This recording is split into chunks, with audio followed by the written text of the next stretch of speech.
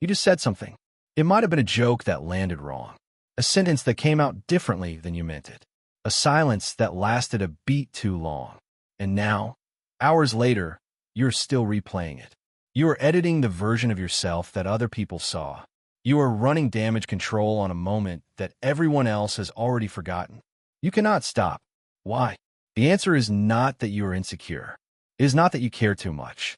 It is that your brain is doing exactly what it was built to do, and it was built for a world that no longer exists. Go back 150,000 years. Your ancestors did not live in a world of strangers. They lived in a band of roughly 50 to 150 people. The same faces every single day. And in that world, your reputation was not a social nicety. It was a survival mechanism.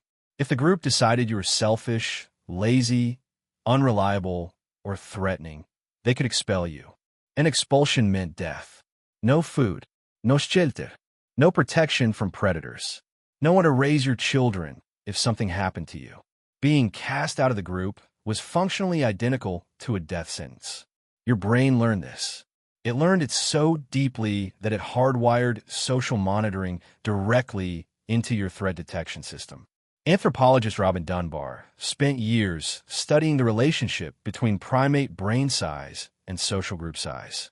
What he found rewired how scientists think about human cognition. The neocortex, the part of your brain responsible for complex thought, did not grow large so that you could do math or build fire.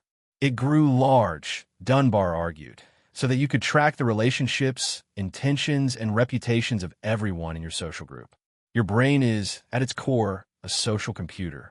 And like any computer running a critical process, it never fully shuts it down.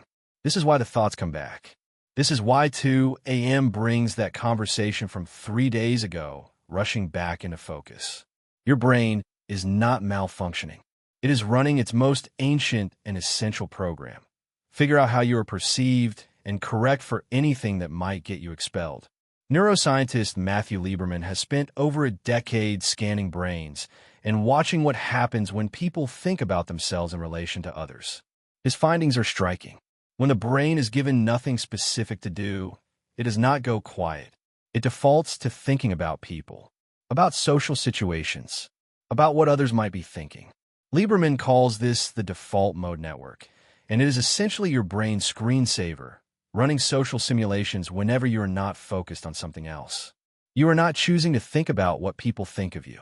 Your brain is choosing it for you, automatically, on repeat, as its resting state.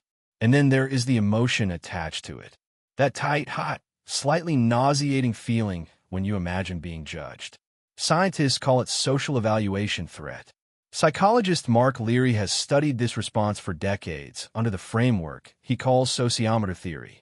The idea is elegant. Your self-esteem is not actually about how you feel about yourself in isolation. It is a gauge, a meter, measuring how included and valued you appear to be in the eyes of others. When that meter drops, when you sense disapproval or exclusion, your brain fires the same alarm system it would fire for a physical threat. The same cortisol, the same racing heart, the same narrowing of focus. Your body cannot distinguish between social rejection and a predator. To the ancient system underneath your modern mind, they are the same emergency. This is why criticism stings, even when you agree with it.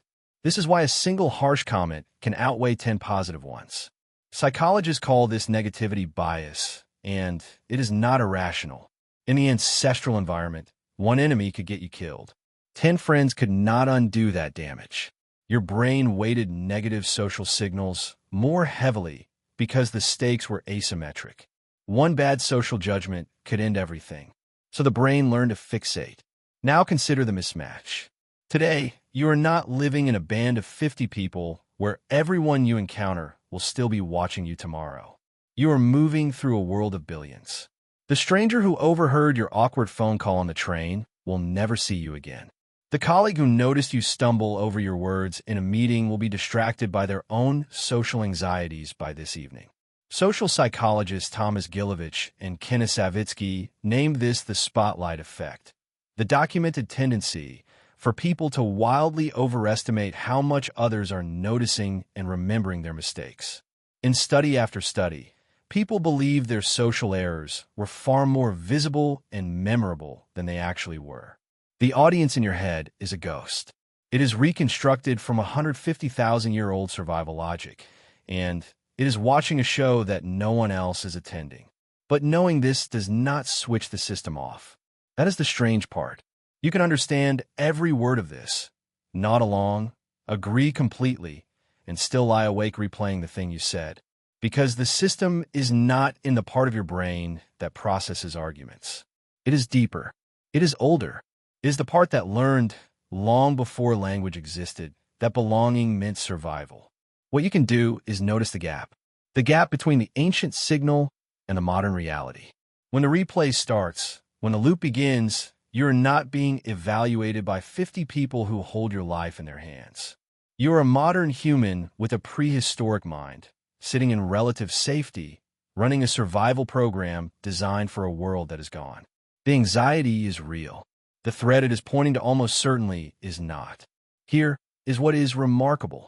The very thing that makes you spiral, that relentless, exhausting attention to how others perceive you, is the same thing that made your ancestors cooperative, empathetic, and socially sophisticated enough to build everything humans have ever built. The capacity that torments you at 2 a.m. is the same capacity that made language possible, that made culture possible, that made the world you're lying awake impossible.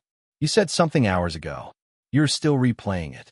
And the reason you cannot stop is the same reason you are here at all.